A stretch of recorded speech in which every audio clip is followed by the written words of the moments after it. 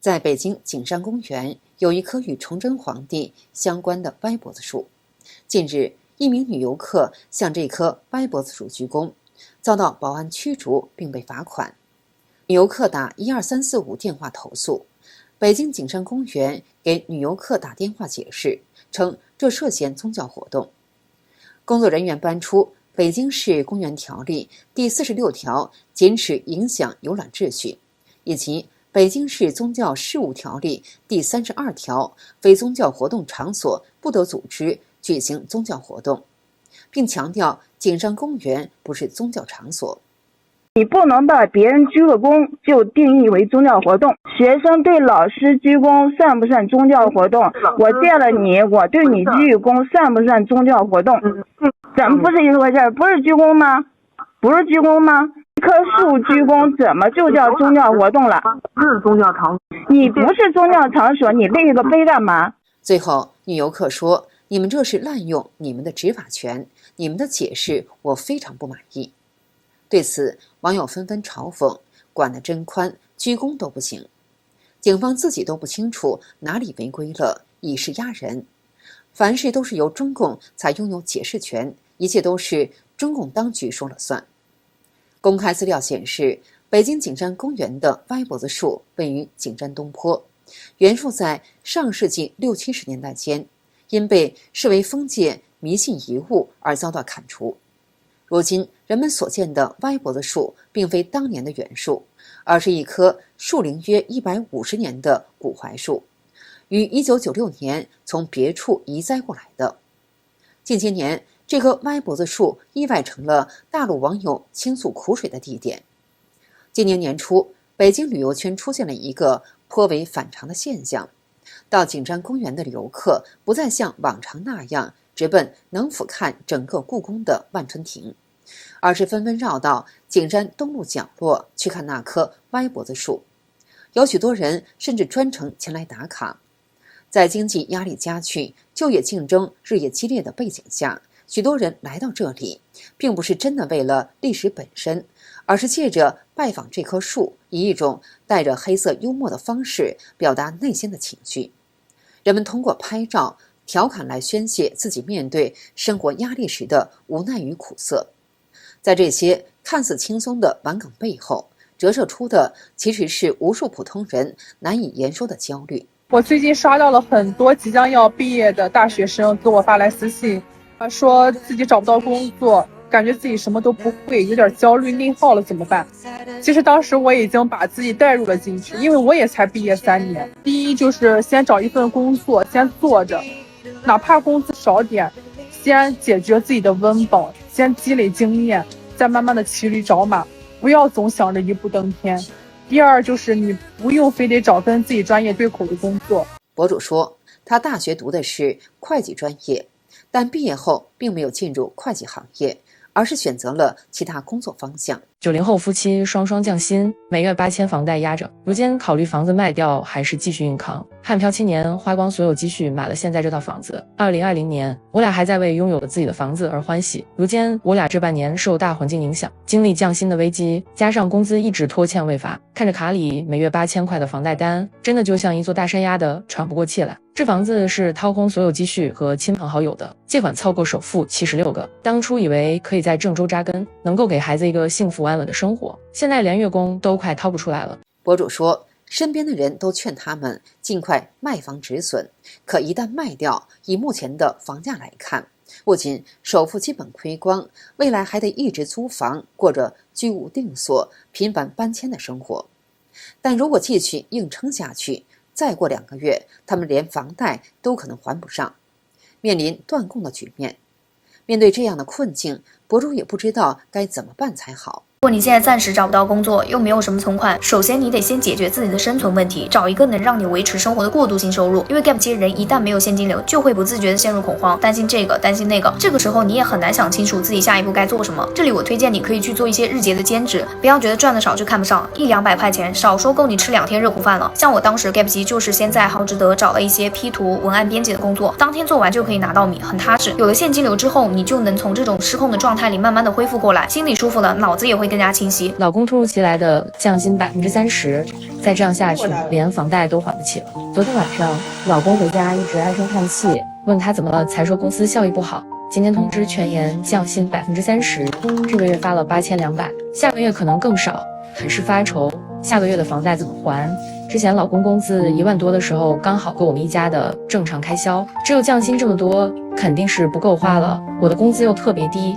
光省吃儉用是不夠的。今年的大環境真的很差，跟我一起被裁員的好幾個朋友，幾個月過去了都沒找到合適的工作，刷來刷去就是那幾個公司 ，HR 都是已讀不回，每天都很焦慮崩潰，越找工作越沒有自信，甚至開始懷疑自己了。現在的大環境找不到工作不是你的問題，公司的崗位本來就是一個蘿蔔一個坑，員工離職後再招聘，現在很多員工離職後活都安排給了在職的人兜着，根本沒有崗位在招聘，不是你不夠優秀，放平心態好好生活，你一定會找到滿意的工作。人生的容錯率很高，我們總有辦法活下去。老公降薪了，在还月供的第12個月，直接扣掉占工資總比例1/3的績效工資，還完房貸只剩2000不到。從之前的略有壓力的生活變成重度壓力，這些天成天想這些事情不太舒服，去醫院看看，醫生說就是結，不要生氣，不要熬夜就好了。好吧，姐妹們，我總結出2點：工資構成太複雜的公司不能去，月供千萬不要超過底薪的30%。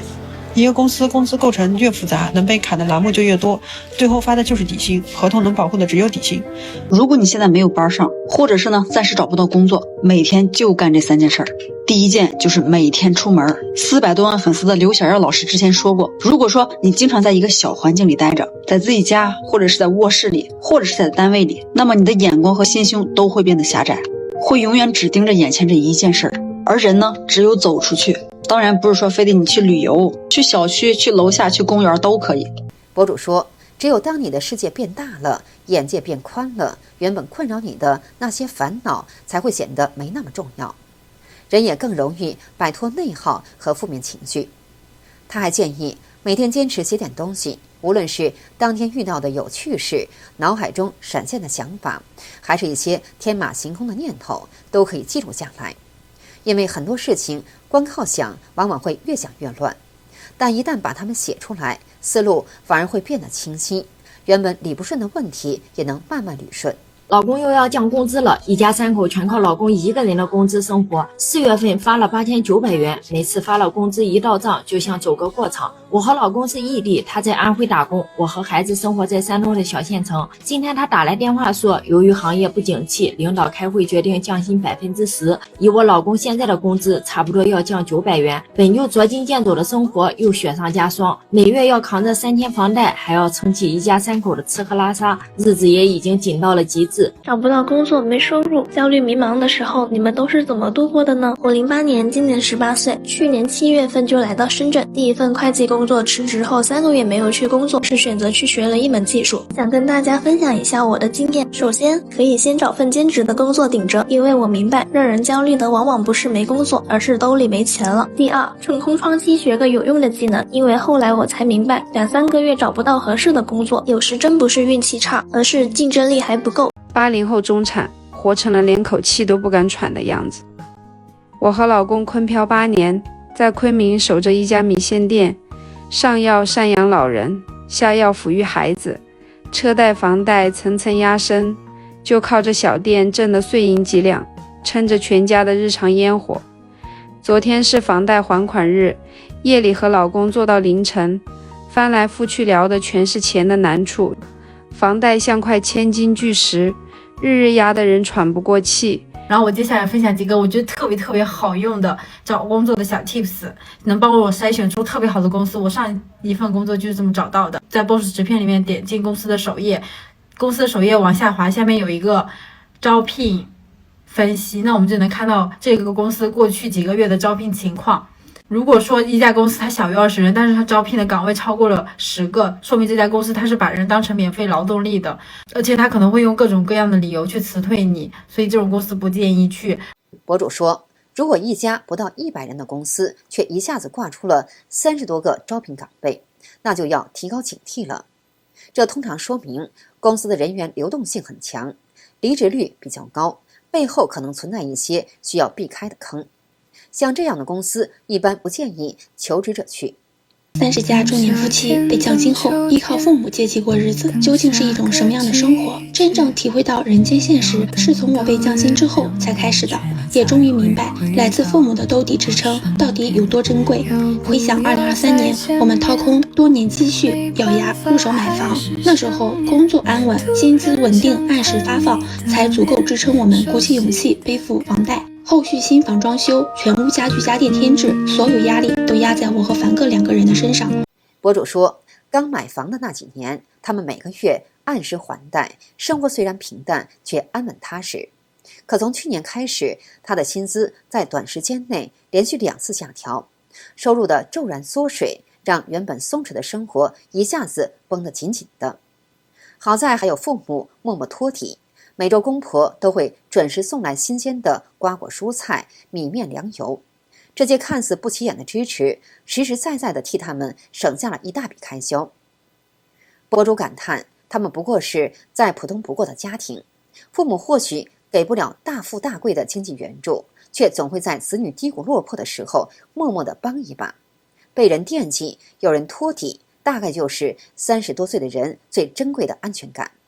如果你暫時找不到工作，沒有收入，焦慮又迷茫，那利用好這3招來幫你破局。作為剛經歷過離職的過來人，我想把自己摸索的經驗分享給大家。第一步就是認清自己，了解自己的能力處於什麼水平，學歷能為自己爭取什麼樣的機會。找不到工作的時候，千萬不要慌，更不要幻想有貴人突然出來拉自己一把。第二步，學習相關技能，比如我有個朋友做攝影剪輯，離職後可以靠接剪輯單子來掙點外快。今年的工作為什麼這麼難找？也別扯什麼老闆挑人，也別怪自己不行。真相就是這3條。第一個是什麼？大環境確實什麼臥龍鳳雛不好幹，很多小老闆自己都撐不住了，關門的關門，虧本的虧本，自己都快沒飯吃了，